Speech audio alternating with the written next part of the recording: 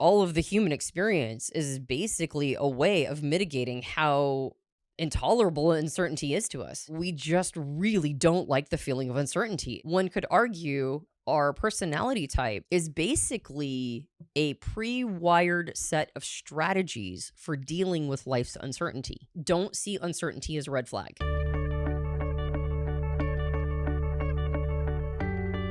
Hi, welcome back to the Personality Hacker Podcast. My name is Joel Mark Witt. And I'm Antonia Dodge. Antonia, I feel good today. Yeah? Do you know why? Why do you feel good today, Joel? You know why. The person listening or watching doesn't. So Piper and I, our daughter, just got back from a week trip in the great state of Hawaii here in the United States. It was really fun.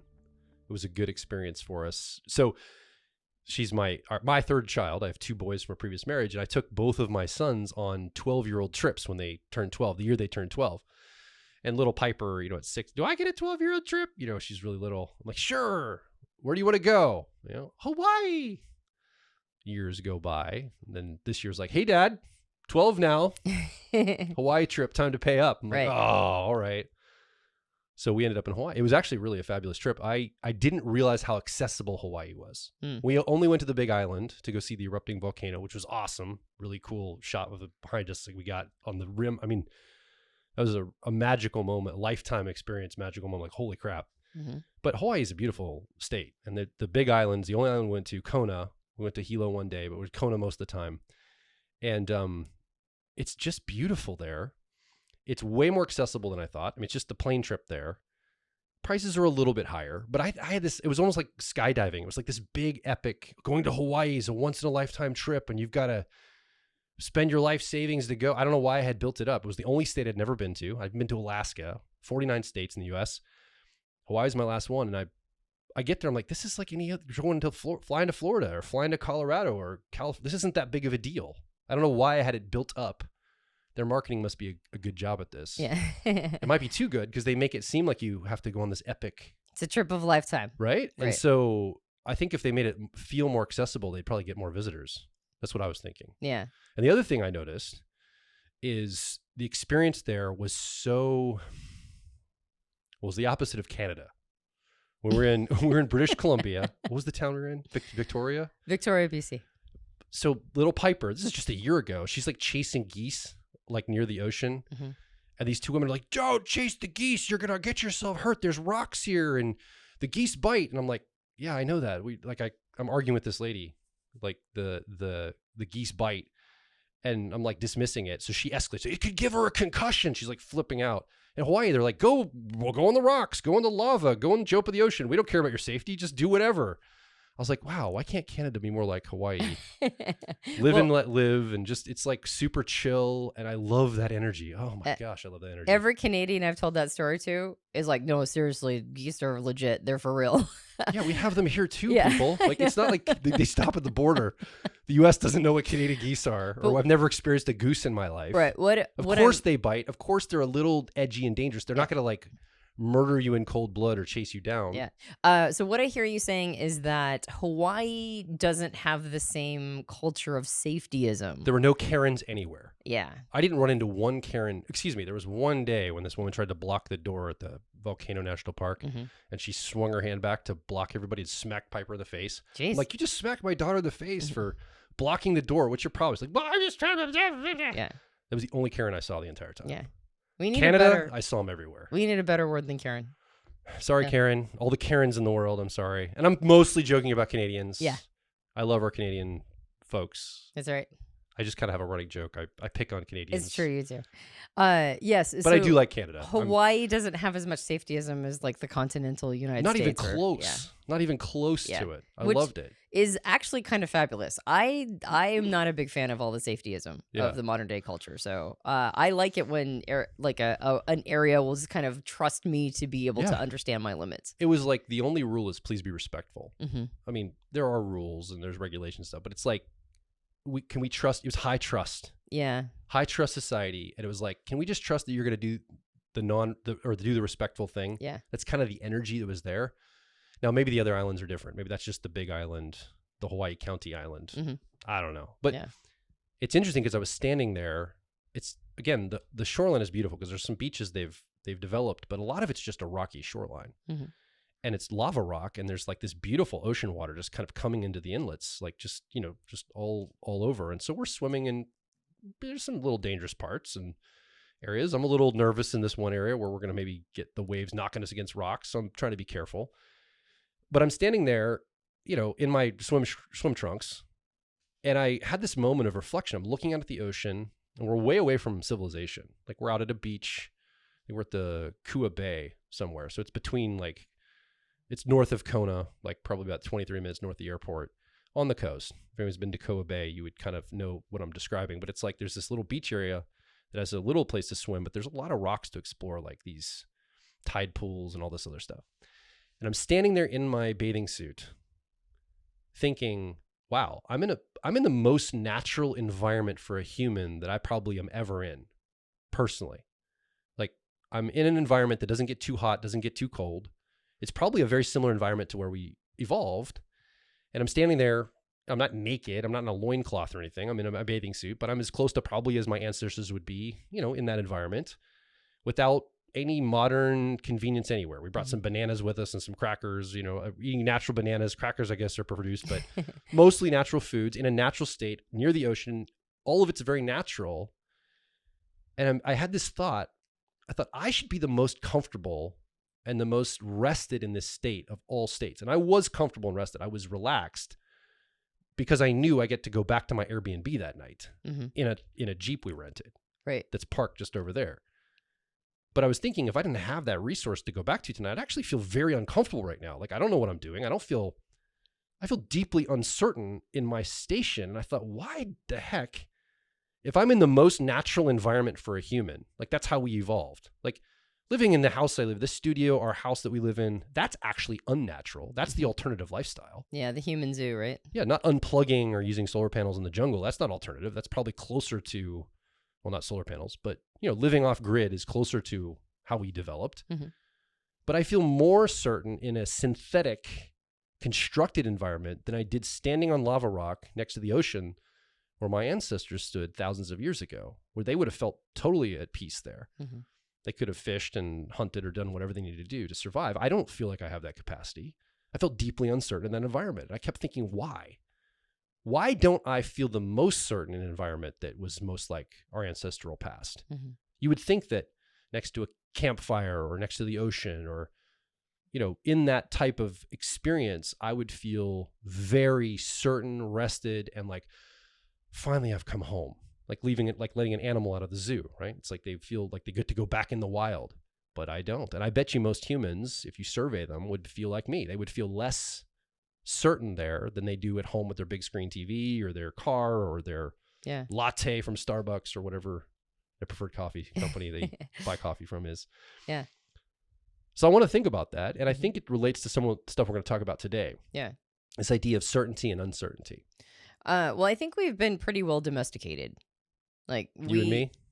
Humans. Yeah. Yeah. Humans have been pretty well domesticated. We're like that dog meme with the That's dog. right. It's like, oh, I could go get scraps of food. What's the worst that can happen? Or the it's wolf, like it starts out with a wolf and it's like, I'll follow the humans. What's the worst thing that can happen? I'll eat their scraps. And it's like 10,000 years later and there's like the pug dog with like a birthday hat on. A crocheted hat of a birthday cake, right? And it just looks like miserable. Yeah. Yeah. Well, so that was us. I don't know. I mean, kind of, we're pretty domesticated. I think in that kind of context, I mean, I guess the question I would ask you is the uncertainty based on your ability to trust yourself in a natural environment to survive, were you to not have all of the comforts of home, basically? Yeah. Like, do you feel do you feel like you can to rest in on yourself to navigate a situation like that, and trust your body and trust your presence and trust your capacity to navigate a natural, like every natural, environment, or at least that natural environment? It makes me think of something that happened a few months ago. I think I talked about on the podcast. I had to fix our oven at home, and I was trying to get into the wiring in the back, and I could see the wires connected, and I like screwed them in. And I could see it, but I'm like, I don't trust. Is that how you're supposed to do it? Mm. It's like, but they're the exact way. When you changed it, you put them back the same way that it was. But there's got to be something I'm missing. There's got to be something I'm not seeing about this. I'm uncertain that I've done it right. Mm-hmm. And And everybody's pointing it to it in the room. They're like, look, it looks fine, Dad. Like my son's saying this, or you're saying, Joel, it's fine. Look, you can see it's connected. I'm like, yeah, but I just don't trust it. I don't trust that it's connected. I could see it with my own eyes. I was experiencing it in real time. It was not abstraction. It wasn't through a video camera. My own eyes are looking at this. Mm-hmm. I had reading glasses on to help, but that's the only tool I had. Right. And I still didn't trust it. And I think there's something around personality types in this. If you think about extroverted sensing or sensation, which is the cognitive function that all SPs would use as a preferred perceiving function of the world, how an SP would move through the world perceiving what's going on. For me, that's way down in the shadow of my personality, wired is with ENFP preferences. It's not something that I naturally take to. I'm not terrible at it, but it's not something that's on my radar. Mm-hmm. And so the thought was standing in Hawaii on that rock next to the ocean, or dealing with the back of the oven fix, not trusting my own direct experience. Mm-hmm. I wonder, the meta question I have is, I wonder if it's just because of my personality. Mm-hmm. It's just how I am uniquely wired. And I wonder if, let's say somebody that had extroverted sensing, like our friend Jimmy, who's been part of our PLP classes, and he's an ESTP and he's very extroverted sensing. Mm-hmm. I wonder if he'd feel a lot more comfortable in that Hawaii environment, feel much more a sense of stability and more certainty than I felt. Well, I think you had a foil. You had Piper there, and we suspect Piper has ESFP preferences. And while she's young, I mean, this is her 12-year-old trip, so she's not that young. She's 12 and a half now. And it seemed like in a lot of contexts, especially situations where maybe the ocean was swelling, and she would jump in. She would be a little more bold than I was. And she had more boldness around it. She had a lot more sense of certainty. But I chalked up to maybe ignorance, because she's young. She doesn't know, like I know what water and like I know how powerful it is because of experience, not because of fear. Well, I would say, yes, I do think that there's probably age that comes into it. But like you mentioned, people who we know who have extroverted sensing or sensation as a preferred function that are like 3 times older than her would probably take the same actions that she did. And the suspicion is because they have a high degree of certainty, not in the context necessarily, but in their ability to navigate the context. Yeah. And their trust of their own body, their trust of their own ability to pivot the way that they need to pivot, or to take the right action, or to get themselves to shore, or whatever is needed in this moment.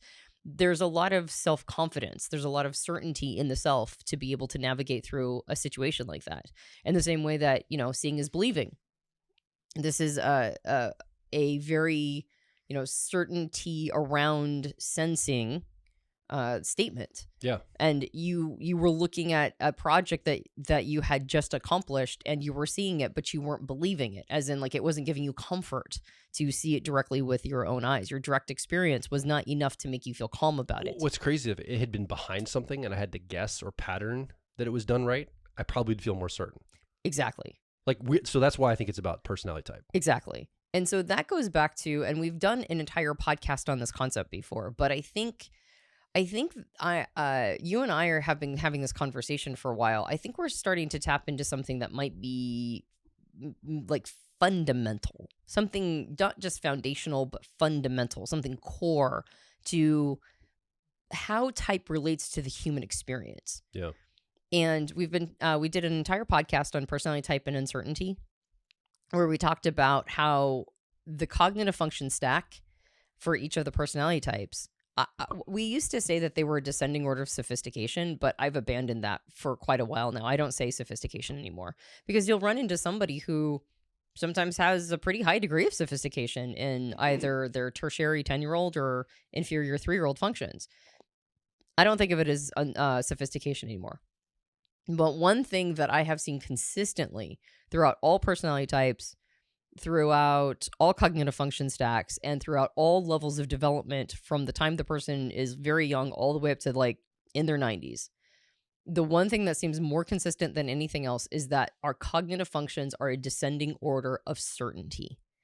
And when I say certainty, I don't just mean like practical certainty. I don't mean things that are unknown, as in, is it going to rain tomorrow? That's a feeling of uncertainty. That's practical uncertainty. That's like an unknown thing. I'm not talking about practical uncertainty. And I'm not even talking about cognitive uncertainty, although that comes into it too. Like cognitive uncertainty is like, Is my thinking sound on this right? Am I thinking Yeah. about this right? Right. Like, I'm not even talking about cognitive uncertainty. I'm talking about like existential uncertainty. I'm talking about like sort of the foundational questions about the life universe and our place in all of it, and how our functions seem to be a descending order of existential certainty. Yeah. The higher up it is, the more certain we are, the more we rest into it and just go, yep, that's what that is.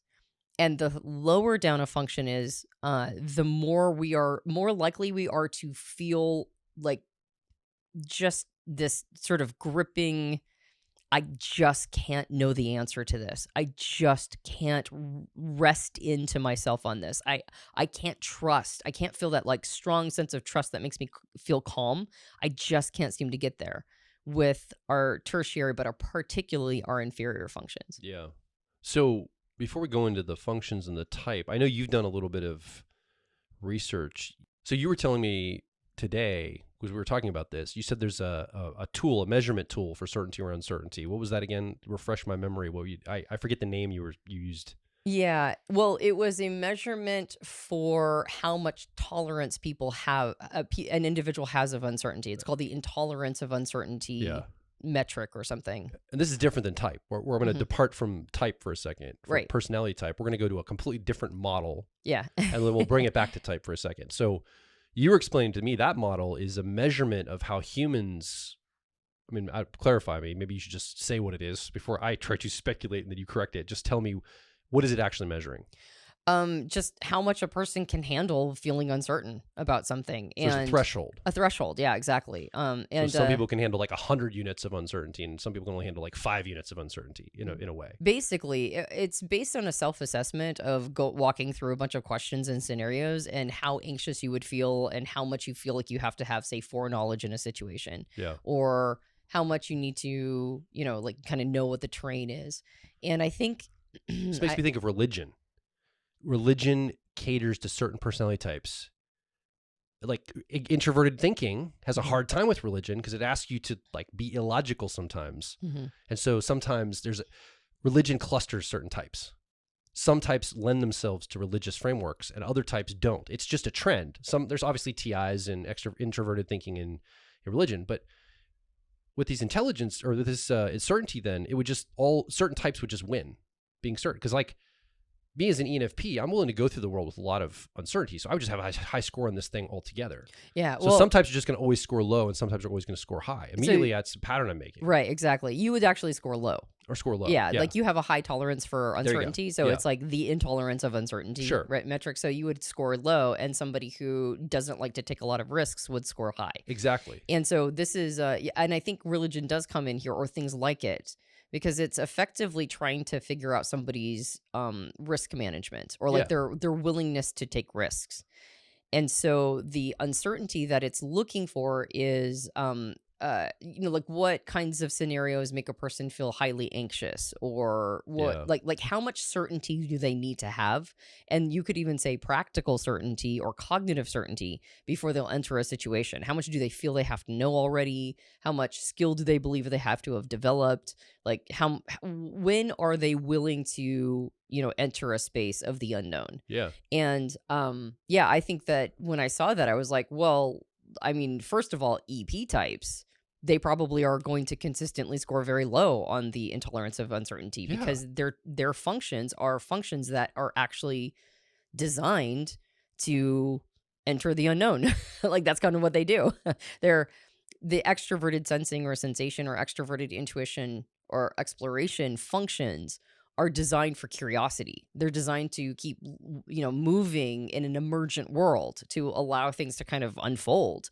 And an unfolding situation is always going to be, by definition, unknown, right? Yeah. And so they have high tolerances for the unknown. Whereas I was like, well, then IJ types, as a general rule, are going to probably have the highest degree of like tolerance for uncertainty, because they're going to want to be armed with foresight. They're going to want to have the consistency of it. They're going to want to have a predictable pattern.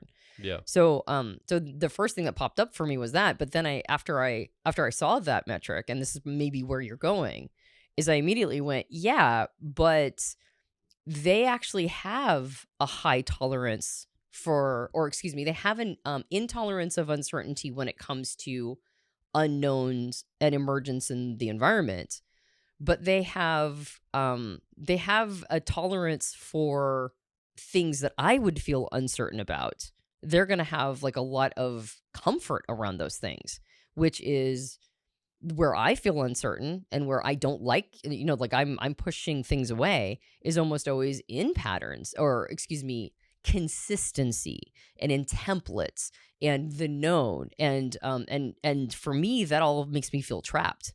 If there's only like one strategy that I'm supposed to be attuning to, that gives me this high sense of uncertainty. That makes me feel really without my resources. So I would also have an intolerance to uncertainty. It just wouldn't be in the observable risk taking. Okay. It wouldn't be in pursuing the unknown. So when I saw that, it kind of made me think of IQs and John Gardner's multiple intelligences. It's like one of the things that John Gardner's multiple intelligence concept did is it pointed out that IQs are only focusing on like a couple different styles of intelligence. Yeah. But you can have a lot of intelligence around something that is not represented in an IQ test. And this intolerance of uncertainty metric immediately made me think, well, actually, every person I know has an intolerance of uncertainty. Mm-hmm. It's just in what? And it's usually, it's, in my opinion, it's seen in a person's cognitive function stack. So let's play with that. Before this episode, you were starting to outline some of the concepts we wanted to cover. And I said, that's overwhelming to me. It makes me feel like we have to hit all these data points. I don't know if I'll be able to perform. Mm-hmm. You were actually not you were creating it. I found a sense of uncertainty in that. Mm-hmm. Crazy. I'm sure an IJ is listening right now, like baffled by this, but planning makes you feel a little uncertain because now I feel obligated to hit the plan. Yeah. And that obligation now it shuts my mind down and all the connections I would naturally make. And it keeps forcing me back to the quote unquote script. Mm-hmm. I actually feel very unsettled by that. It's like I have to now hit this benchmark and I got to make sure I get all the data and I do it in a certain order. I can't just trust myself that I'll make the patterns and the connections in real time. I have to like trust that I can read accurately and get all the data points out accurately. Yes, hit all the beats and right. Yeah. And so I'm sure an IJ listening right now is like, wait, are you kidding me? Like having your thing prepped makes you feel uncertain. I'm like, yeah, it kind of does. It makes me. So to your point, not all certainty and uncertainty is created equal. So this metric, this intolerance of uncertainty metric, it's only measuring what? Like why wouldn't it not be applied across, let's say if we want to apply it across all 8 cognitive functions. Right. Why can't you apply it across all 8 cognitive functions? Which is it measuring a certain amount of functions? Like what's happening there? Well, because it's defining risk taking in a very narrow way. More like an EP would do it. Mm-hmm. Yeah. So like EP probably developed this thing. Yeah, maybe. Well, or the IJ developed it to say, see why I can't feel certain here? Well, it's like it's measuring things like why people get high anxiety in social situations, or why some people are. I'm saying that I don't because I'm like, oh, that's right, people do. Yeah, sorry, go ahead. I'm okay. Sorry, I just measuring things like why people get in social situations. Yeah, why people get anxious in social situations, or why some people are more likely to be entrepreneurial, or why some people are less likely to take risks even if it's like good for them. Like it's trying to figure out why people have anxiety around outer world actions usually. Yeah. And so the idea that that's all risky behavior. Those are the going to a party where you don't know anybody. That might be considered high risk to somebody who has a lot of uncertainty in social situations. Stop. Risk of what? Well, of embarrassment or of rejection or of awkward conversation or whatever. Okay, so these aren't like life and death risks we're talking about. This isn't like feeling a sense of like dying or safety. Well, I guess somebody that feels that way probably does feel like they're dying. It probably does feel pretty core to say. Yeah, I'm sure people do register it as safe or unsafe. Okay. But remember, we're talking about uncertainty. Yeah. Right? Like not an intolerance of a lack of safety. It's an intolerance of uncertainty. So I don't know what this is going to look like. I can't predict it. I have not seen this situation before. Am I anxious by the thought of entering a space, entering a room full of people I don't know? Does that give me a sense of uncertainty? And then how anxiety producing is that for me? And so then if it's a high level, then the person would have a high intolerance to uncertainty in that particular context. So we could bring it down to the frame of introverted reticence versus extroverted action. Is that kind of, could you loosely say it's like I suspect high risk, quote unquote, on this metric Mhm. is any outward action that could cause something to happen in the world that might be displeasurable to me, or I don't know if it'll be displeasurable. Well, no, because you made a distinction between, let's talk more about that too, unknowing and uncertainty. You said you feel there's a very strong there's a correlation but a distinction between these two things. Yes. So, well, they're both senses of uncertainty, but one is a more practical level, and the other one is a more cognitive or existential level. So that's the other thing, is that we also have to like sort of define our levels of uncertainty. Okay. What exactly are we talking about? Are we talking about something that's simply unknown? Are we talking about something that is questioned, or are we talking about something that sort of hits the core of what it means to be human? Okay. And so an intolerance of uncertainty, my suspicion is that it frequently falls in the realm of cognitive uncertainty or even existential uncertainty. Okay. And so especially if it's existential uncertainty, that's when you're going to have more anxiety. It's going to produce a bunch of anxiety, Yes. right? Because existential uncertainty is like hitting on the meaning of life. It's hitting on whether or not I have value as a human. Like it's like the big meta questions about, Certainly. do I have an impact in the world, and are the things that I'm doing, do they even mean anything? And so if a person has dread before entering a room full, like at a party of people they don't know, my suspicion is that that's not just practical uncertainty, like I don't know who will be here, or Yeah. did I wear the right outfit for this context? Like that's practical uncertainty. Or like am I the kind of person that will gel in this group? Might be more of a cognitive uncertainty. But if I enter this room and everybody rejects me, is that a symbol of my lack of value as a human being? This would be existential uncertainty. Okay. So I think the intolerance of uncertainty is usually hitting one of those two lower levels, not the practical version. I apologize. I think I've drugged the conversation a couple different directions. Yeah. I'm gonna rein my intuition in so I don't get all chaotic. Okay. Let's streamline this a little bit. So let's slow down a little because I'm flying all over the place. All right. I was on vacation last week, or at least on a trip. I'm like, ah. So I brought up the idea of this intolerance of uncertainty measurement. Mm-hmm. And we're loosely saying that this measures some aspects of uncertainty, but it's really the risk-taking element of it in an outer actioned way. Yes. But let's, again, for example's sake, say an ENTJ is struggling with some emotional material and they're feeling deeply uncertain about going and sitting with some grief that they feel because they don't know what other emotions might come up in the process of that. And so for them, it's actually not about outward action. It would be about inner stillness and just sitting with themselves. Yeah. And so immediately that metric wouldn't help them understand that part of themselves. Like that once you bring type into it and we understand there's all these different aspects, these realities we deal with, right? These different lenses that we see life through. There's 8 of them and they're associated with different things that life brings us. Some of us are wired to be more certain about them than others. And that's what personality really lends itself to in a way. Well, that's what I would like to put forward as a foundational and fundamental element of personality, is that personality is actually measuring, quote unquote, and I say measuring loosely, but it's tracking where we have an intolerance of uncertainty.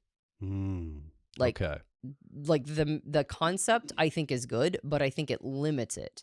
And you give a great example, like an ETJ type that doesn't want to do what they would probably think of as emotional dumpster diving, like going into an emotion that needs to be processed or understood about the self.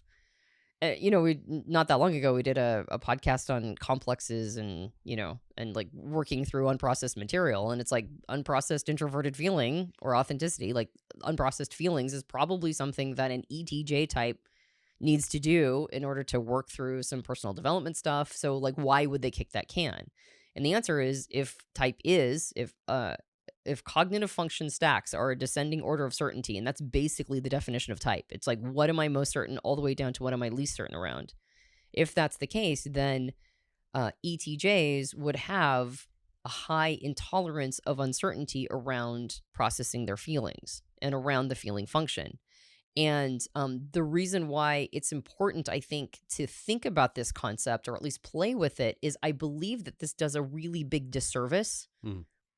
I think it does a disservice to everybody, but I think it particularly does a disservice when we start defining certainty and defining self-confidence and defining a lot of the behavior, like risk-taking behaviors, only to metricizable outer world,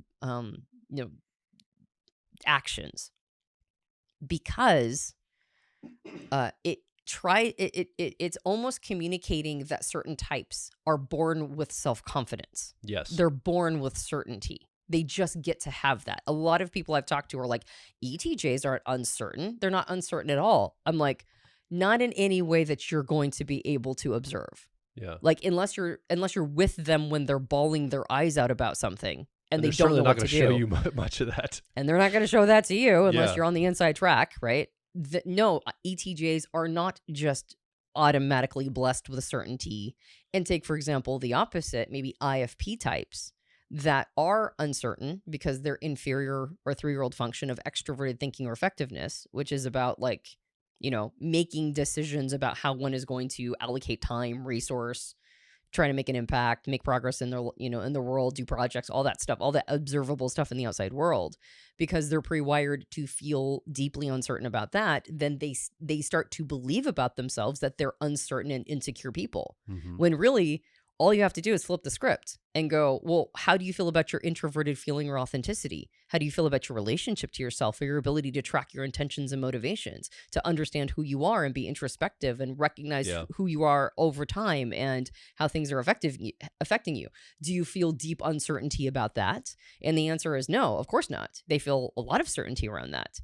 So they're also a person of certainty, even if, according to the index, right, the intolerance of uncertainty, even if that would have deemed them as a person who has a high intolerance.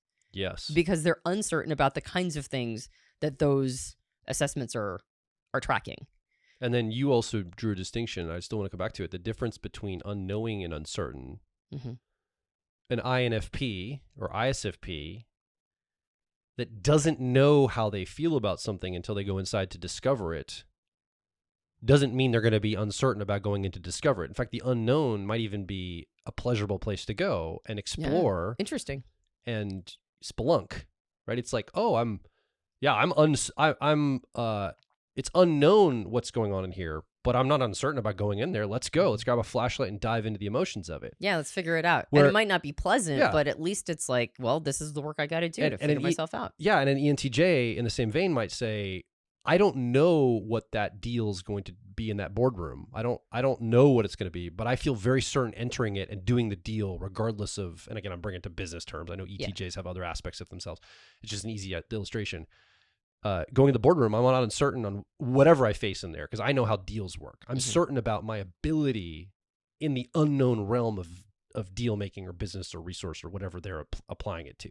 Or my ability to know when the time is right to quit my job and start my own business. Sure. Right. Or whatever. Like these things that might look like very risky to other people, they just feel a sense of certainty. They might have they might not know exactly how it's all going to roll out, but they're not going to necessarily like be gripped by existential uncertainty when it comes to this. Yes. So I think that's really important. There's probably, as you're listening or watching right now, think about in your life, okay, what are the things that I would see as unknown, like uncertain on a very low level, like what you said, practical level. Like I'm uncertain what's going to happen in that, but I'm not existentially uncertain about it. I will go fully into it because it makes sense for me too. Like for me, not having a script doesn't bother me at all. Not having an outline doesn't bother me at all. It's unknown how this podcast is going to end up. Hopefully it's good.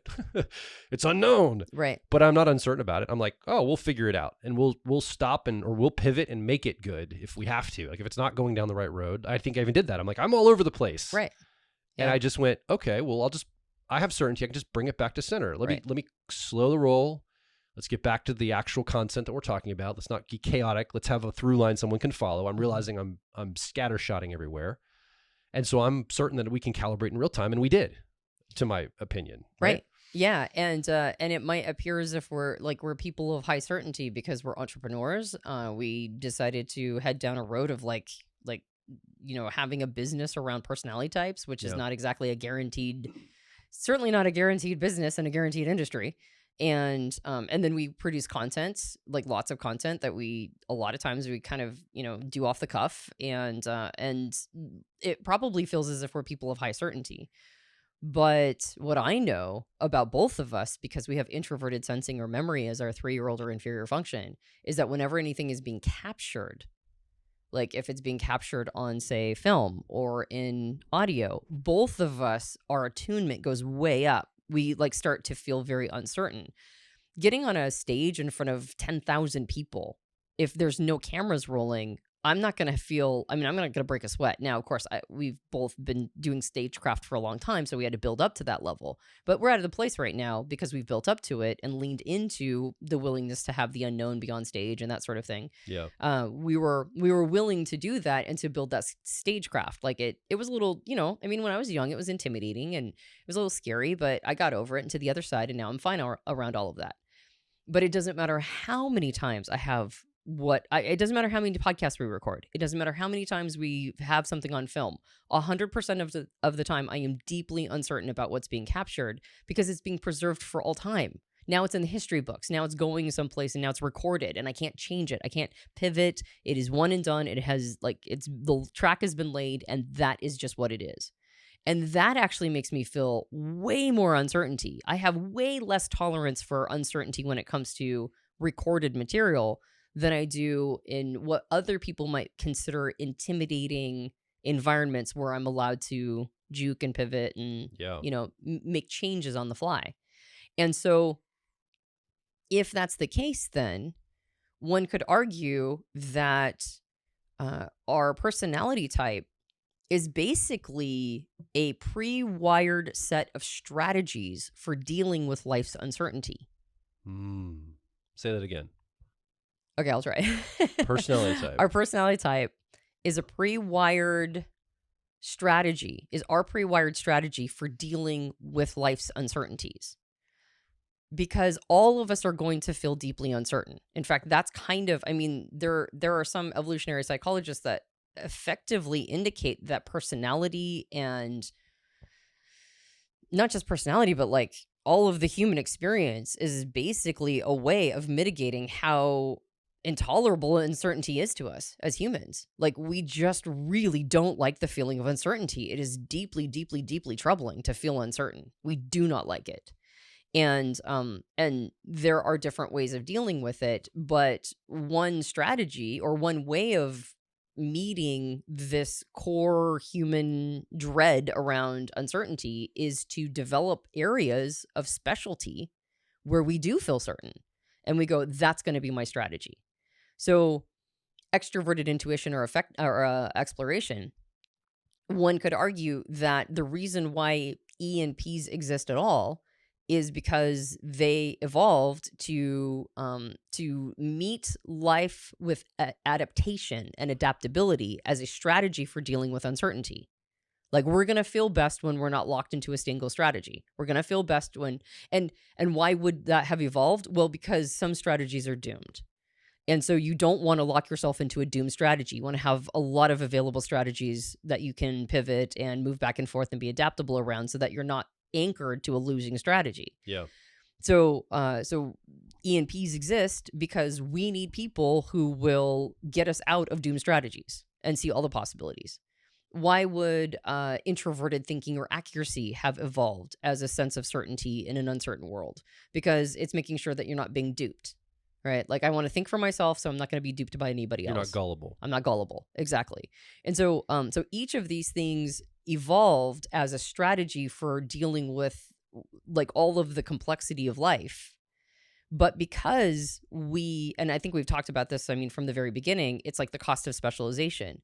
If I'm going to specialize in and feel a deep sense of certainty, an elevated level of confidence and certainty in the ability to pivot and not be stuck to a loser strategy or like a doom strategy. Yeah. I'm by definition not going to be one or a person who likes the strategy of sticking with one thing, This is what we do. This is the one thing that we do. And we do it based on what we've seen come before. And we do it based on what has worked the whole time. And we just keep this strategy, this one single stream going for a long time, which is more the introverted sensing or memory version, right? I've seen this work. It's reliable. It's practical. Like other people have reported on this being a good thing to do. So I'm just going to keep that train going. Well, if I feel the most sense of certainty in pivoting, juking, and detethering from a single strategy, by definition, the people who build certainty around a single strategy are going to make me feel weird. That's going to make me feel deeply uncertain. I'm not going to know how to engage in or interact with that. So I'm going to have a tendency to push it away. I'm going to have a tendency to don't want to look at it as a part of myself. I'm going to feel deeply troubled anytime that arises. And so then I have to realize, okay, how much of my behavior as a person, how much of my life is dedicated to avoiding that terrible sense of existential uncertainty in my 3-year-old or inferior function? How much have I done to avoid that? And how much have I done to build a life that honors and meets me halfway in my preferred strategy of juking and changing and shifting and being adaptable and having all of my possibilities on the table? Right? Yes. Like how much of my life is basically a reaction and response to these two things? Yes. Right? And I can take that same principle and apply it to both introverted thinking accuracy and also extroverted feeling harmony. Right? If extroverted feeling or harmony is an uncertain place for me, just how much of my life is effectively a reaction to, do I have a place in the social ecosystem? And like, is there any place for me here? Like, do I fit in? Do people like me? Do I have valuable contributions to the rest of my tribe or my culture? I mean, I didn't think about it until actually literally just this moment. But that was when I was working through leaving the religion of my youth. One of my big questions on repeat was, do I have a place in this religion? Do I have a place in this organization? Do I have a place in this society? And I kept asking that for literally years. What's my place here? I don't understand my place. Well, I didn't know that I was dealing with just basic ENTP uncertainty. That's extroverted feeling or harmony uncertainty. That is just basic uncertainty. I took it as this huge red flag. Now, I suspect the reason why I did that is because I was trying to detether from a codependent relationship on that tribe or organization or society that kept giving me head pats and telling me I was a good person. Like I'm a good person that has a place here. But when my introverted thinking or accuracy thoughts started to diverge from the general thinking of the religion, suddenly now I had the question of, well, do I have a place here? Yeah. And so I think I was actually trying to detether from the codependent relationship that I had created with it. But once I finally was able to separate myself out and allow the uncertainty of not knowing if I had a place there stop being my big reason for staying, so that I could have it reflected back. No, you have a place here. You have a place here. You have a place here. Right. Like I was kind of feeding off of the potato chips of that concept. Right. It was like a snack for my extroverted feeling or harmony. Yeah. Once I was able to detether from that, then my introverted thinking or accuracy came online. And I was like, oh, am I being duped? Right. So how much of my, if you start to take your personality type and you look at your cognitive function stack and see them in a descending order of certainty, you might be able to kind of explain all of the stories of your life, right? Like, oh, I did that so that I could stay in that function. We see this in PLP all the time. Right? I did that so I could reject that function. I did that so I could honor this part. I did that because I had a codependent relationship in order to get over the uncertainty of this function. It's basically like the story of my life can be sort of mapped out by my relationship to certainty and uncertainty. I love the fidelity this gives us. Like that, I mean, I think that intolerance for certainty metric that we introduced earlier, what a useful tool that is. Just understand kind of your level of tolerance. But like you said, it breaks down because it's measuring a certain level of certainty or uncertainty, that risk-taking, that kind of extroverted risk-taking element of it. Right. So, extroverted thinking, extroverted feeling, extroverted intuition, or extroverted sensing, it's like they kind of are going to get to score high because it's about outward action and risk. So people that use that and are comfortable there are going to end up, scoring low on the scale. Got that backwards. But they're going to score with a score that basically says they're okay, they're comfortable here. Right. And so it breaks down. It doesn't have enough fidelity, I think, to be useful. But the moment you introduce type and you take the same concept and now you measure every one of the 8 cognitive functions in a similar fashion, And you can do that personally for yourself if you're listening or watching right now. In fact, this is what we do in our personal life path mentorship. We do 8 weeks where we do this. We go through each of the functions basically to test our certainty levels with it and our relationship to it. Right. How proficient, how certain, how much does this show up in your life? How much does it represent in your life? Have you cut this completely out of your life? We have people that are like, oh my gosh, like this week we're in, the time of this recording, we're in extroverted thinking week, or we're getting ready to go into it this week. And yes, people are like, oh, I don't have hardly any represented in my life at all. Like it's just not there. And I'm missing it. I don't have a partner that represents it. Nobody in my life represents it. I don't bring it to the table.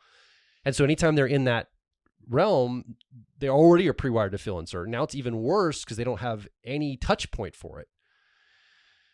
So I think the strategy then as humans, if we look at personality type as this descending order of certainty, which I really like the fidelity of that. I think what a great lens to see type through. I think it unlocks so much growth potential.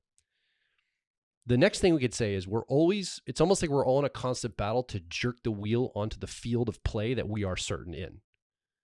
Like if I was working with, let's say, an ISTJ on a podcast, and that ISTJ wanted to create a script and lock it all down, well, that makes sense for them, but I'm going to try to jerk it onto my field of play and go, no, let's do very minimal bullets. I need to be free to express, but I need the script to be able to go. And now there's the seeming incompatibility of the quote right way to do it or the best way to do it, but really there are preferences of our certainty that we're comfortable with. Right. You have a battle of intolerance of uncertainty. Exactly. And I think if we could just understand that boss, if you're listening right now, that you can't stand because they're always trying to make you do something that feels deeply uncertain for you. Right. They're probably doing that because that makes them feel very certain if you do it that way. Yes. And you go, oh, and Right. it gives me another access to give somebody grace to go, well, no wonder they're struggling. If I did it my way, it would make them feel deeply uncertain and deeply vulnerable to this. Yeah. This is the way they control their ability to show up and function. Now, they probably should do the work and get over that, but you can't control that. All you can deal with is what you're experiencing, being their employee, working with them, and trying to mitigate that. And then you have to figure that out. But basically, that's what's happening is everybody's trying to pull this onto the terms that make sense for them. And I think the problem I have with it, that makes sense if we can all have the shared language. But the moment we start to moralize it, like it's immoral to do it your way. It's moral to do it my way. We moralize it. We virtuize it, valorize. We the studies show that this is the best way to do it. It's like, okay, but that's not how I do it. So I don't care what the studies say. I don't feel certain doing it that way. Yeah. Well, even being the kind of person who says the studies show. Yeah, there you go. Like that all by itself is its You can see my derision toward it. Studies show. Yeah. Well, this and is that's a Canadian geese study. I don't know. It's a studies show. I'm deeply uncertain. I'm going to get flack from the Canadians. I'm like, that's starting right. to make comments. They're all going to tell you about how dangerous the geese are. So, all right, fine. Deadly Canadian killer Green Beret geese. Concussive. Special forces. Concussion creating geese. All right. So it's almost always a battle of who gets to have the sandbox or be in their sandbox of certainty, and who has to be the person who creates compromise. And I think one thing that I noticed in some of my research, because I've been going down this rabbit hole of certainty and uncertainty like pretty big time right now, because I'm like, oh no, this. I kind of almost feel like I'm seeing the Matrix code right now for some reason. And the big challenge with talking about this with anybody is it's so deep that the second we start to feel a sense of uncertainty, we nope out, including in the conversation itself. And we have done such a mind job on ourselves of coding uncertainty as other things. When you talk to somebody, you're like, hey, do you want to go on a hike with me? It's a little dangerous, but it's a couple miles, but I think we could handle it. The person is not going to go, oh, that makes me feel deeply uncertain. They're going to go, no, that's scary. Or say, my knee hurts. I worry because my knee hurt the last time I walked. My knee hurts. Right. Exactly. Or I don't know if I have the right kind of shoes, or what's the weather supposed to be like that day? Or, you know what I mean? It's like, it gets kind of folded into all these other considerations. You have some deep emotional wounding that you should probably address. It's like, well, and there's like all these reasons to not go there. Or you have, like maybe you should reevaluate your premises. Like you should reevaluate some of your beliefs. And it's like, no, there's no reason to do that. whatever it is that makes us feel deeply uncertain, we almost always see our or experience our feeling of uncertainty in like 1 degree of separation adjacent to it. So it's hard to go meta. It's so hard to go meta. Because the moment we go meta, if I'm talking about the thing I'm uncertain about, well, that makes me uncertain. So I'm not going to want to. I've already built strategies my whole life to not deal with it, is what you're saying. Yes, exactly. So clearly I'm not going to go there. Yes. I've tried to practice this, though. Like, when things come up for me, I've tried to practice saying, I feel deeply uncertain about this. Mm-hmm. It was kind of humiliating at first. It felt like, yeah, I was humiliated by it. It's like you don't want to admit that you're uncertain about something. I think we're in our culture, we're expected to always feel certain about something. At least our sense of self, or I don't know. It's like, well, and uncertainty is like, oh, you haven't done the research, or judged. you haven't done enough thinking around it, or you don't have confidence in yourself or self-trust or something. It's almost like we uncertainty is such an anathema that we have, almost made it a vice. It's like you're not allowed to feel uncertain. And I think we have just like this really complicated series of gatekeepers that we've set up our entire lives to keep ourselves from feeling it. You hit the nail on the head. And it's a death knell for leadership. Mm-hmm.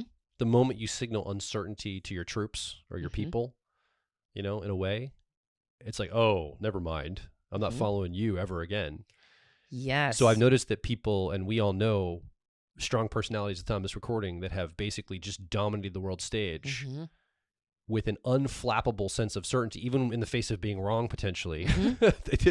They project such a certainty that they have won a lot. They've won a lot of ground just from, and I think other people attribute that maybe to honesty or other things, but I think it's just a sense of not questioning the self. Yep.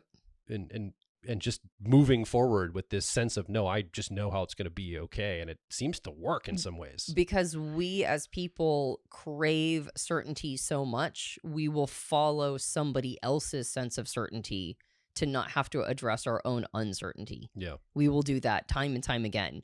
Just showing up, and we call it confidence. We go like, confidence is attractive. I really like confidence in a person. But I think what we're looking for is a sense of certainty in them. We find a certainty attractive because it helps us calm down. I wonder if that's why opposites attract. People say this like an IP with an EJ, and they kind of complement, and I mean, it's friction and challenging sometimes, but also it's kind of intoxicating and attractive. Yeah. Maybe it's because the other helps us in a relationship feel a little bit like it's going to be okay in that channel. Yeah. Yeah, they feel a sense of certainty where we feel deep uncertainty. So they've got a base covered. Yeah, for sure. And vice versa. And so we both get to kind of be, quote unquote, well, not experts, but sure of ourselves here. So we can show up for their partner in a sure of ourselves way in this channel. And the way we're not sure of ourselves, they can show up for us that way. And I think maybe that's why polarity creates that attraction. Yeah. Yeah, I suspect maybe that it's too. certainty based. And maybe we're a hammer looking for a nail. I don't know. Yeah. But I really think I think you're onto something around the certainty model.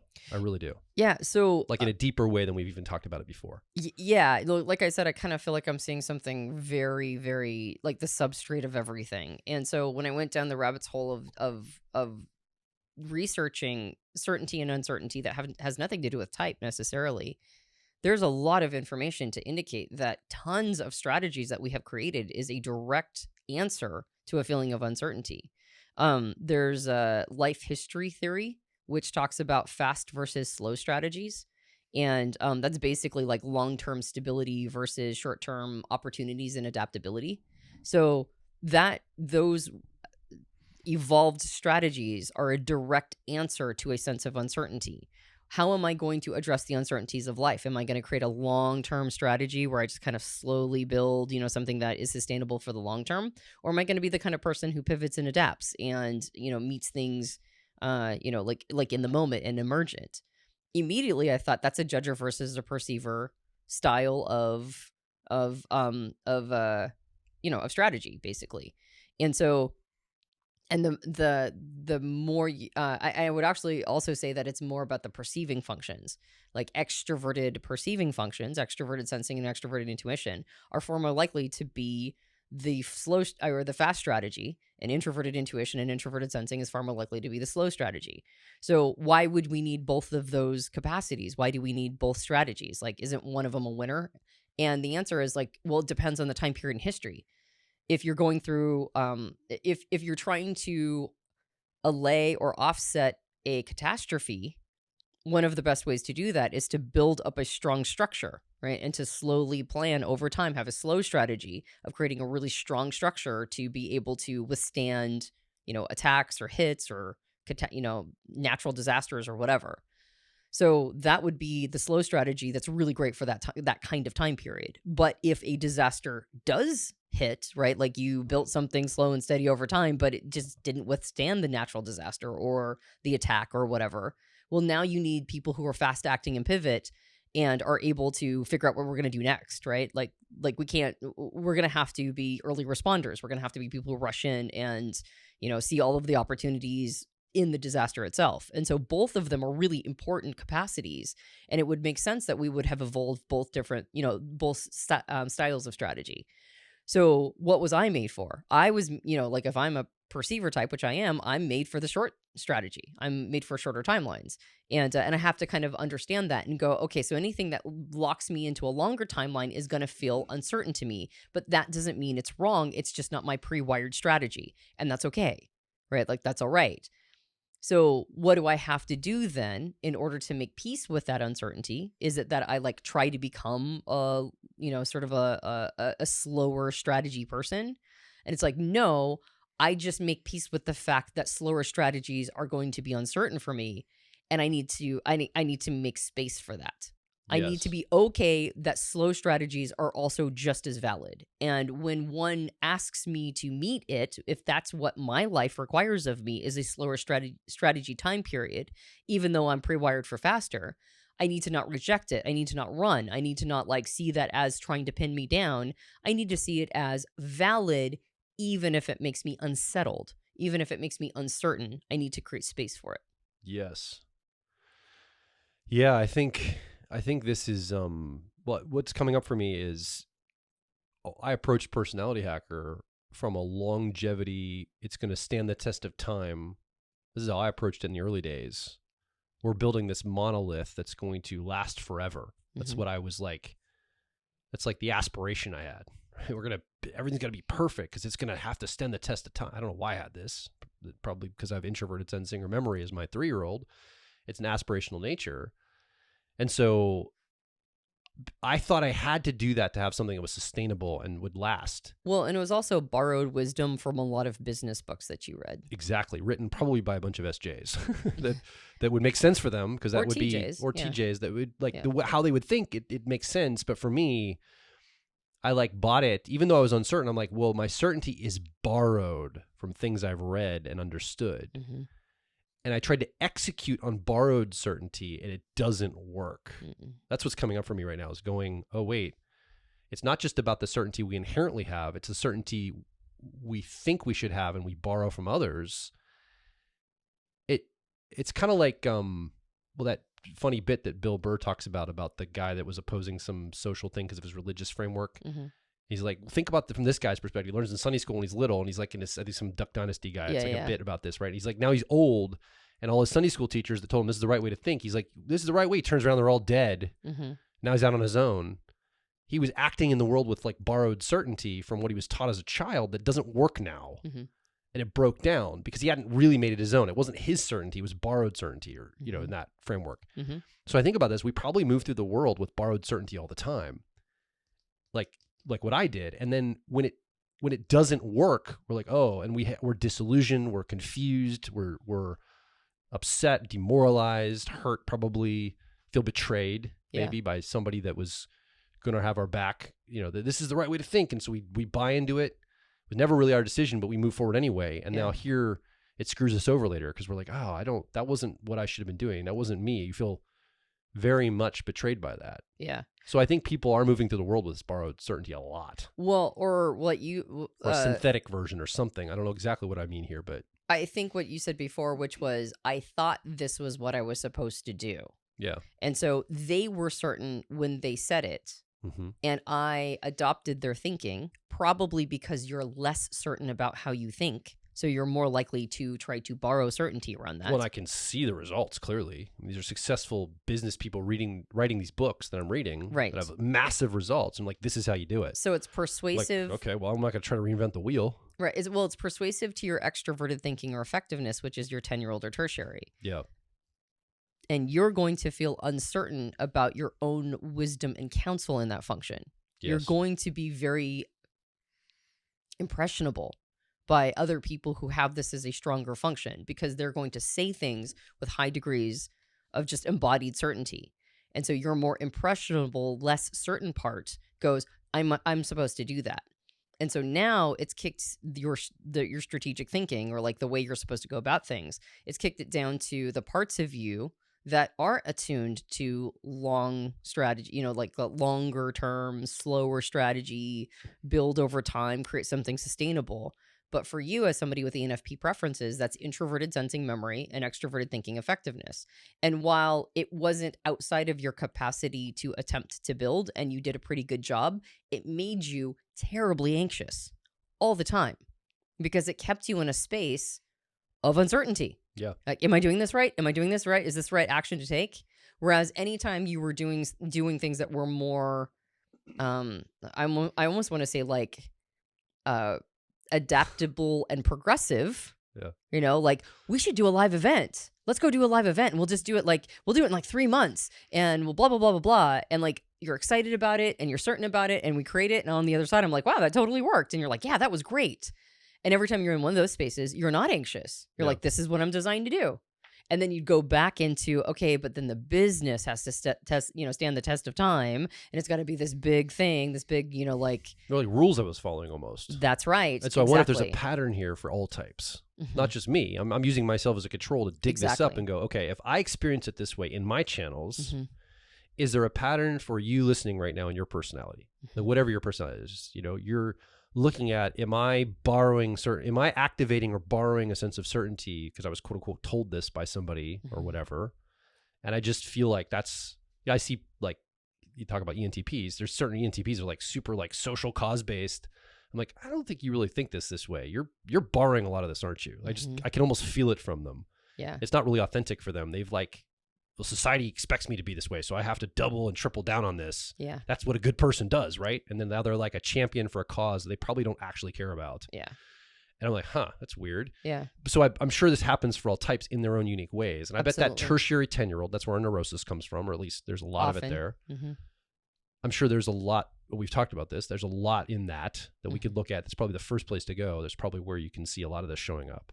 Uncertainty-wise, it's just driving you like crazy. Right, the uncertainty that lives there. And I keep using the phrase existential certainty, and I know that we're kind of at the end of the podcast, I suspect. But basically, just to make sure we're clear on our definition there, it's like it's effectively asking questions about the meaning of life and our place in all of it.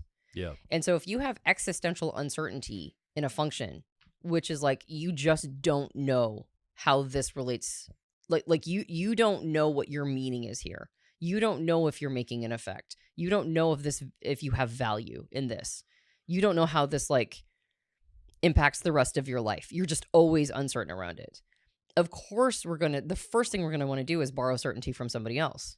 The first thing we're going to want to do. And I think that's why the 10-year-old or the tertiary function, you said this is the source of a lot of our neurosis. And it's because the neurotic behaviors come from constantly trying to borrow certainty from other people. How do I have to show up so everybody else tells me that I'm okay here? What do I got to do? Right. And if I don't reach it, then now I'm all twitchy. It's like, it's always trying to get that certainty from other people. And that's why it kind of creates some neurotic behaviors. We get anxious. We get, sometimes we're overly performative to try to get that approval. And sometimes we just hide and go, I can't handle the world and I can't deal with it. But either one is really focused on a desire to feel certain in that 10-year-old or tertiary. And we just can't seem to get it on our own. It feels like it has to come from without us. And in the major value, I think, to the inferior or the 3-year-old function is that we can't borrow certainty there. John Beebe calls it the axis of relating to self, or the spine of personality. Basically, that 4th function, that inferior 3-year-old function, it's an inside job. Like, we cannot borrow certainty for it. We just always feel deeply existentially uncertain around it. And that's why it's such an important function to integrate. Yeah. That's why it's so valuable, because it teaches us to make peace with uncertainty. It teaches us that we can't always be certain, but yet we still have to show up. We still have to behave in the world. And if we can integrate that part of who we are, then we can start expanding our comfort zone to include uncertainty. And if I'm not mistaken, like people like Viktor Frankl will say that that's actually the key to everything. The key to everything is to make peace with uncertainty. And Viktor Frankl, of course, is the person who wrote Man's Search for Meaning. Yeah. And after spending time in a concentration camp, right? That's right. Exactly. Came out of the Nazi camps and he grappled with a lot of things. Yeah, that is one of those must-read books. Like, it's on most everybody's top 10 list of books to read. Yeah. And if you haven't read it yet, like, stop listening to the podcast and immediately go get that book and read it. But yes, it's like this uncertainty piece, I think, is like, it's part of the substrate of everything. Yeah. I think it's part of how we have evolved as humans. We've evolved a ton of strategies to deal with it. I think type might have been an evolutionary feature, like sort of an adaptation of our desire to quell the sense of uncertainty by putting all of our certainty chips on certain on strategies that, of course, we can't have all of our chips on all of the strategies. So we, quote unquote, choose, or have chosen for us at the time of our birth, a small subset of strategies that we feel highly certain in. Our first and second functions, primarily, our dominant and auxiliary, or our driver and co-pilot. But then by definition, it means that the polar opposite strategies, which also have to be represented in humans because timelines change and environments change and circumstances change, it means that we are going to feel deeply uncertain in the opposite side. And so to me, certainty and uncertainty might be sort of the evolutionary substrate of how type evolved at all. And then, so that's the second piece. And then the third piece is like, oh my gosh, is my life just one big reaction to certainty and uncertainty at any given moment? Like, and I sort of chart my entire life as a response to all of this. And I'm like, I'm starting to kind of see it that way. So a bunch of questions came up for me. I'm just going to, thanks for being freeform about this today, because I think this is interesting. I think we'll need to unpack more of this in a more practical way as we go, like in future episodes. But this is really interesting. Couple things are coming up for me with questions and kind of thoughts. One thought relates to a previous podcast we just recorded recently about the parental energy and our complexes, and how, you know, growing our co-pilot we talk about is really tuning into the parental energy of responsibility that we can't get out of, and all the things we talked about on that show. I'm not going to go back through all of that, but it made me think, oh, wait, there are things that are built into our natural life that probably bring up opportunities to experience and overcome uncertainty. And it made me think of parenting.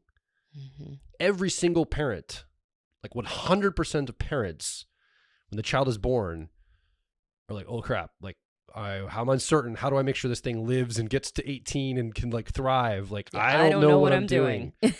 Like, what in the world? Mom, Dad, how did you raise me? Like, you're looking at grandparents. How does this work? Society, tell me what to do. Because we some people have a quote unquote more assured sense, but there's got to be something in the parental channel that they're not certain. Am I messing my kid up? Right. There's like, some of us are more natural parents than others, but there's still always uncertainty there. Yeah. So there's probably benchmarks in life that certain aspects of uncertainty open up. That was the thought I had. You're getting your first job, having your first mate, like your partner, first romantic relationship or something. Like all these things activate, like, how's that going to be? What's my social sexual relationship with another person? Like in the social fabric, and also sexually with another person I'm attracted to, like all these question marks, we have to navigate them. And they're very uncertain, but we've done it as humans forever. We figured this out. We've mapped our way through uncertainty for a long time, but we are removing those things that are naturally coming up. And so when things insert themselves into our lives, because we don't have as many natural order things, goes back to the Hawaii example of me standing on the beach, or not the beach, but the lava rocks with the waves crashing. Like, this is the most natural state a human could be in, possibly from an evolutionary standpoint. I feel deeply uncertain.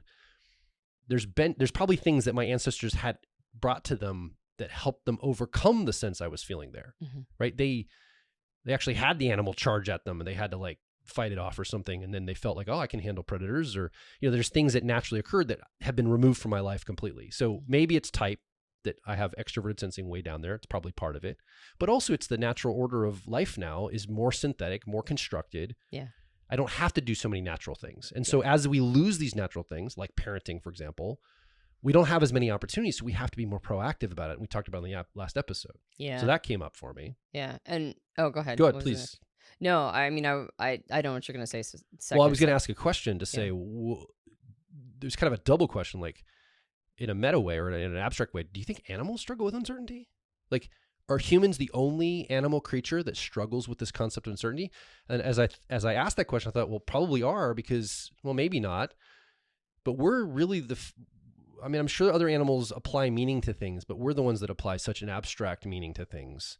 And without meaning, we would not have uncertainty. Well, we have to see, what does this mean for me to feel uncertain? And the moment we remove the meaning or we don't have it, like a 2-year-old's not very uncertain. They'll like walk out in traffic and kill themselves. They're not uncertain at all. They have to be socialized into being uncertain. But then they're deeply uncertain by screaming for their parent or mother if they're not in the room. Right? True. So, true. So it's weird. They don't know what channels they're uncertain about, I guess. I think animals do experience uncertainty, obviously. That's why they're twitchy, right? They're not sure if... Chihuahuas are very uncertain. Right? I don't know. Is it going to be bad? As evidenced by chihuahuas. No, it's like, do I run out, like, am I going to run across this road, right? Because I've seen large things coming by, and I know that as a squirrel, I saw another squish squirrel, so... I think there's uncertainty there, but I think what exacerbates it for humans is the concept of meaning, but also a timeline, because uncertainty, we don't forget about it. We hold on to it, right? Like we carry our feelings of certainty and uncertainty with us over long stretches and long timelines, as long as we are paying any attention at all. And so that's what massively exacerbates uncertainty, is it's like, oh gosh, I had a previous experience of it and it scarred me emotionally, I mean, I don't know how much animals are like tracking their emotional scars. So I do think there's a piece of that. There was something I was tagging, though. You mentioned before. What did you say before this one about animals? Oh, the natural order of things and how... Oh, right. That we are, in some ways, we don't have the environmental pressure to get over our uncertainty. And so we're allowed to kind of... Indulge it. Yeah. Mm-hmm. And so one of the worst things a person can do for their anxiety, one of the worst things a person can do for like anything that's throttling the right action, or to get out into the world and have a healthy intolerance to uncertainty, right? Like we were talking about before, is to not let uncertainty stop you from taking action. Like, do it anyway. Basically, don't see uncertainty as a red flag. Well, and that was the final question I was asked. What's its purpose? What's the point of uncertainty in the beginning? Why did we even evolve to have it? Well, for caution. It's kind of a rhetorical question, but it's a genuine question too. We need to at least state it. Yes. Yeah. Like it's to protect us. Yes, it's protection. It's to help us navigate unsafe environments, to go, I don't know if this ice is going to hold me if I walk across this lake. I'm uncertain about the stability of this ice. Yeah. Maybe I don't walk across this lake. Yeah. Like that's its point, right? It's like designed to have us do a safety check before we just start walking across this lake, and then we crash to the ice and die. Yeah. Or like, am I seeing eyes in the shadows over there? And like, is that a predator? So that makes sense to me on a very physical level. Yeah. Like the moment I used to look at my dog. I remember this now as we're talking, and be so envious of my dog. I'm like, how's my dog so confident? Never clumsy, never runs into anything, like always perfectly goes around the door. I like bumped into things and would trip all the time. Like my dog doesn't trip, and he's so good at his physical environment. Like why do humans, like, I didn't know functions at the time. This was when I was a kid, right? I would think these thoughts like, why is my dog so comfortable and confident in this physical world when I'll run into stuff and I'll drop things and I'm clumsy. Like he's not as clumsy as me. What's going on there? I would have these questions. And so I think in terms of like, it makes sense in like the physical world why uncertainty would be there for ice on the river or the predator in the woods. But why would we feel uncertain about going to a party with people, humans that are not going to be predators toward us maybe, or, yeah, well, because if the tribe didn't like you, again, they would kick you out on the Serengeti and then you would die. Sure. Yeah, it's like basically I think most of the things that we are uncertain around are actual legitimate threats. Survival threats. Like they were sourced back to legitimate survival threats. And so again, maybe the social thing makes sense, but then when we get to things like internal logical consistency or mass amounts of data, I feel uncertain when there's tons of information to process through. my life's not threatened with information. Like that's never something my ancestors had to deal with that would threaten their life. But I see it as a life-threatening type thing, as if I was going to walk on ice. Like that's the uncertainty level I bring You might to if you fear you're being duped. Okay. By a group of people who have the wrong, who are like have the wrong end of the stick, and now they're all encouraging you to take a, they don't know that they're encouraging you to take a life-threatening action, but they are. So gullibility. So it's a protection. So we could see uncertainty then as a protection mechanism against whatever could be harming us. Right. Well, take the function and figure out what the strategy of that function is trying to offset. And then go, but I'm doubling down. I'm pre-wired to double down on the opposite strategy. So I'm uncertain about my ability to deal with situations that are addressed by that function. Potentially life-threatening situations that are addressed by that function. Yeah. Right? Like if introverted thinking or accuracy for EFJ types, if that's your 3-year-old or inferior function, then you are uncertain about your ability to not be duped by a crowd. That's what you're uncertain around. And so like the ability to not just think for yourself, but to like say it out loud, to go against a group of people. If it feels like they're strong enough as a coalition, the uncertainty is but would I leave that coalition? Would I think for myself? Or would I actually, most of the time, the uncertainty is not around thinking for yourself. It's the willingness to communicate that to the group and say, I'm separating from all of you. Right. And it's like, well, does that mean that I'm getting booted out of the tribe and I'm now on the Serengeti by myself and I'm going to die? Right. And so that's the kind of uncertainty that gets produced. And I think every single cognitive function keeps us physically, like it kept us safe at one point. Yeah. Right. It kept us from dying in some way, including emotional. Like if I'm in my emotional feels, am I going to be distracted from the things going on around me that need my attunement and attention? If you're crying every day, are you gonna harvest and store up for the winter? Or are you gonna be crying every day, right? And managing your emotions. Or we have resource to manage here. If I'm in my emotions, will people like take advantage of me? Right? Will they exploit my vulnerability? Right? Yes. And that could be life-threatening potentially. So the deep uncertainty is not just of the function. The deep uncertainty is if I'm in a potentially life-threatening scenario in which this function is the right strategy, or this strategy comes up for me. Yeah. If I choose that strategy, am I going to be okay? And that's why it's an existential uncertainty. It's like, will I be okay if I do this thing? And the answer is, I don't know. I don't know. So then our personality type, what we're really saying is, the lens we could look through our personality type is to say, your personality type is the map of the strategy you've developed to deal with uncertainty in your life. Like it's the map. It shows you the map of the ways that you've set up your life to deal with the uncertainty that you face. Yeah. And mitigate it, manage it, approach the things that don't make you feel uncertain, avoid the things that do. Yeah. Like your personality is a strategy.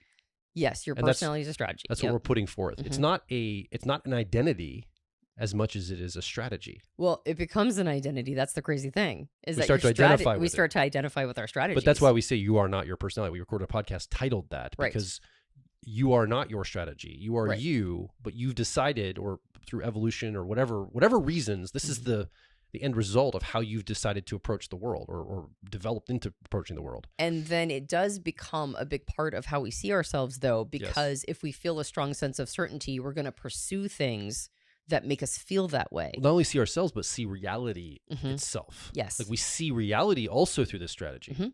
Yeah, so we're seeing ourselves and others because it keeps us safe. That's right.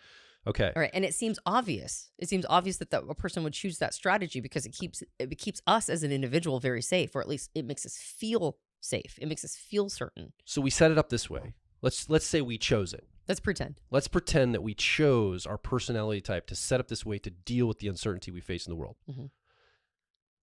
And then we decide, I'm not going to double down on my strength. I'm going to spend all my time mitigating my weaknesses and trying to overcome my insecurity and my uncertainty in the back. Like, let's just take the 4 functions of the car model.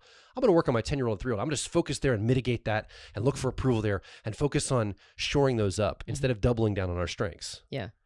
And the big meta question I have is, why the freak, if we chose or developed this personality as the entire strategy, why the heck are we spending so much time mitigating the weakest parts of it? Why aren't we doubling down on the strengths of it? And I think that's really the work we're doing, is trying to encourage people to do that. I mean, mitigate it as well as you can, but grow your co-pilot. Don't avoid it. Don't go to your 10-year-old and just spend all your time looking for approval there. Like, go toward the strengths that you have. But for some reason, we're instinctually, as humans, we always want to try to mitigate our weaknesses instead of focusing on our strengths. Well, I think it's because we think we can eventually we can work our way out of feeling uncertain. Yes. We can do enough focus or just one more week, skill development, one more friend group, one more project, fill in whatever it is for you. Yeah, we have an illusion that we can, if we just spend enough time there, we will overcome the feeling of uncertainty. So then that basically says that the goal, unconsciously, we have an assumptive goal of overcoming uncertainty, and that's where life is a challenge to be overcome versus a game to be optimized. That framework we brought. Exactly. It's like overcoming uncertainty is the goal of my life. I did it through my religious framework when I was a kid. Well, I'm going to die and go to heaven with God. He's going to cover all my uncertainties. Anything I was uncertain about, God's going to handle it. So I just mitigated it through a religious framework. Some people do it through political frameworks. Some people do it through scientific frameworks. Like, they do it through whatever makes them feel better. Mm-hmm. And our pursuit is always attempting to settle that score, to figure that out, to try to mitigate that. Yeah. And what we're positing here, and I think we can wrap up finally here. You have more things to say, please do. But we're saying that that's never going to be solved. Yeah. You might as well just optimize life, because the problem of life isn't going to be solved. Now, people will say it is, but you're never... Like, even if you believe in God, that doesn't mean the uncertainty goes away. It's just mitigating it. Everything's going to be a mitigation strategy. So just make peace with it. Yeah. And let's get on with life. That's really what we're saying. Yeah. Religion is, I think, to some extent, an attempt to outsource the certainty to a higher power. Yeah. Which is totally fine. A person can do that, but that's part of the strategy. Yeah. And I think, you said, why would people focus on, like the weaker aspects? That makes me think, a couple episodes ago, we talked about shadow work, and I was like, oh, shadow work's so hot this season. I think shadow work is also an attempt for people to overcome their feelings of uncertainty. I think that's really ultimately what they're trying to root out, is that they don't want anything sneaking up on them that they don't know about themselves that will get them in hot water in some unknown time, because that's what the shadow does. The shadow pops out at unpredictable times, and all of a sudden we're triggered, and now we're in hot, we've created a bad situation for ourselves. So I think part of the reason why people want to do shadow work is to mitigate, that sense of uncertainty of how is it going to mess me up. So I know this is a very binary way of seeing the world, but it's almost like I can't unsee it. I'm like, holy crap, so much comes down to certainty and uncertainty. And I think it's I think if a person looks at even just their first four functions and then tracks them with, like, the first function being overconfident in its certainty, the second function being, I was saying modestly confident, but I actually think now it's like a reliable voice, but we have to work at it, right? It's like it's something that, like, it truly does support our driver. It's something that really shows up in a time period, just like a parent would, to, like, give, to what's the word? Not subsidize, but, like, kind of reinforce. It's like a reinforced certainty. It helps create, like, a complete feeling of certainty with the driver. But the 10-year-old or tertiary function, now we're in uncertain territory. And then by the time we get to the 3-year-old or inferior function, we're deeply uncertain. And if you start to track your life, it's like, how is the uncertainty around these strategies? How has that influenced my choices, my behavior, the time periods where I've locked horns with people, the time period where I've insisted people come to me, or other times when I've allowed somebody to bring me on their turf, and now I was deeply anxious because of my uncertainty in these functions. Like, I think there's a lot of potential self-awareness that can come from just creating, like, a quick sketch or map about, like, what's going on here in terms of my intolerance of uncertainty. I think if you want to work on uncertainty, you're listening, go fly somewhere. We just flew, and man, airlines are expert at making you feel uncertain. You want to feel deeply uncertain. I don't care what your personality type is. They just make you feel like, when do I get on? What's going on with the boarding? Where's my bag? It didn't used to be like this. What are the rules? Like, what are the people on the plane going to be like around me? Like, I'm just like, the whole time I'm like, I feel very uncertain about this experience. And I feel more uncertain now than I did 10 years ago at this experience. Oh, for sure. Airlines have just completely, like, devolved into Yeah, just a perpetual feeling of uncertainty. I think, and I think that they don't understand that they're in the business of helping people feel more certain. Yeah, Like, they 'cause don't. You know what your business is, right? You're supposed to make people feel comfortable and certain. well, because originally people were afraid of flying. Yeah, And so that was their original business model, is to make people feel certain. Yeah. Like that was their Comfortable job. and calm. Comfortable, like it's going to be okay to be flying. But now people fly so often, we just kind of shrug. And so, yeah. they It's don't all know functional. that that's, yeah.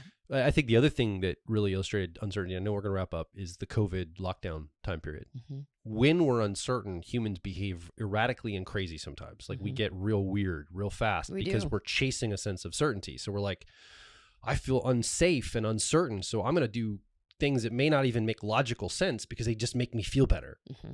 And so we behave in all sorts of crazy ways. Yeah. And so I think that's another thing, that if you look at your life and it's at a chaotic moment, go, wait, I'm feeling really uncertain right now, I bet. Like if you can look at things through the lens of uncertainty to watch behavior, or watch a crazy person's behavior, like not a crazy person, a person who is behaving chaotically all of a sudden, go, I wonder if they're struggling with a deep sense of uncertainty in some place. Yeah. That's probably why they're exhibiting this right now. Like my partner is all of a sudden acting weird around something, like very uncharacteristic for them. I wonder if it's because they feel deeply uncertain. I mean, that's just a reflective question we start to have. We're going to start to see the world in a very different way, I think. And it's going to really unlock a lot of things. Mm-hmm.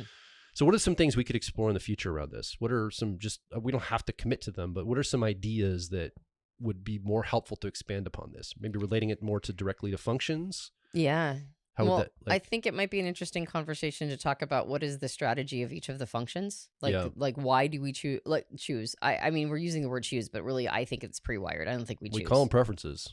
They are, but why are they preferences? Why do we prefer them? We prefer them. Why do I prefer my left hand over my right? Well, I was kind of born that way. I was born that way. Yeah. You got it. Yeah. So I do think it's pre-wired, but like, what is the strategy of each of the functions that keeps us feeling certain? Like, why? How is it a life strategy? I think that would be an interesting conversation. You mentioned before that the 10-year-old or tertiary is like the place of all of our neurotic behaviors, or not all of them, but like a source of a lot of neurosis. And I think it comes back to it being uncertain, but also seeking to borrow certainty from others, which it can do, but the inferior can't. And there's a reason for that. So I think that would be like an interesting conversation too. And then just a conversation around what it means to make peace with uncertainty and why it's so ridiculously valuable. Yeah. Like why it's like a game changer to make peace with uncertainty. Yeah. Not get rid of it, not root it out because it's not possible, but accept it, right? Expand to include it. I would also love to know what you're thinking about this too, as you're listening or watching right now. Like, what's coming up for you in the certainty kind of framework we're positing here? What questions do you have we could possibly address on a future episode too? Because we want to curate this. I think we're looking for more practical ways to land this with people. We deal a lot about this in our personality life path mentorship. Like that course is designed basically to look at all the 8 functions in a more deep way in your actual life, like your relationship and how certain you are around it. So I recommend, if you're willing to go deep and ready to go deep, if we have that open in enrollment, please get yourself on that course. It's very limited seating because it's very high touch. It's personal, it's group coaching, a very high touch environment. So if it's something you want to go into shadow work and understand your relationship, all these things, and really work on these directly in your personality, I recommend the Personality Life Path Mentorship. The other thing you could do to get started right now is getting an owner's manual for your personality type. There's one for all the 16 types. We're adding to them all the time. We're evolving them, adding more content to them, making them better and more robust. So if you are ready to get started in the journey of applying personality type to your life, I think that's the best place to start, with one of those owner's manuals. You can find those over at personalityhacker.com. And while you're there, under this podcast, leave a comment, ask a question, share your story, that compressed experience. Maybe you've got an experience around this certainty or uncertainty in your personality. And also leave a comment about what kind of shows you want us to develop around this too, because I think we want to keep talking about the podcast on things that are helpful to you and that can really help land the plane of making personality types come alive in your life, making your understanding of yourself be something that you actually, it improves your existence, makes you feel better and not feel so uncertain and not feel so like life is happening to you, but you're an agent moving through life. You have an agency about you. That's really what we want for you, is an agency of life, an enthusiasm to live. Yeah. And if you enjoyed the podcast, you can subscribe to us on Apple Podcasts or various Android platforms. And if you leave a rating and a review on Apple Podcasts in particular, I don't know, I like them. It helps me out a lot. It makes me think people are still listening, and it encourages me to keep going. You can also watch us on YouTube. We have a video podcast, and if you're there and you enjoy it, then you can like, subscribe, and then hit the bell for future episodes coming out. Yeah, and if you're a Canadian goose, God Joel, bless you. Joel doesn't believe that you're as dangerous. I don't believe you're this like as the citizens of your country report. I don't believe you're like a shark off the coast of Hawaii. I think you're just a goose. But maybe I'm wrong. I want to have a direct experience with the Canadian goose and see if it kills me. The or gives me a Canadians are going to concussion. come out. They're going to be like, no, They're gonna say like it's our secret weapon. It's why we're a sovereign nation. We used the geese to revolt against England and separate. It was a whole thing. It was a whole thing. The geese they're really the ones that are the Mounties. That's right. Protecting everything. The geese. All right, let's wrap it up. My name is Joel Mark Witt. And I'm Antonia Dodge. And we'll talk with you on the next Personality Hacker podcast.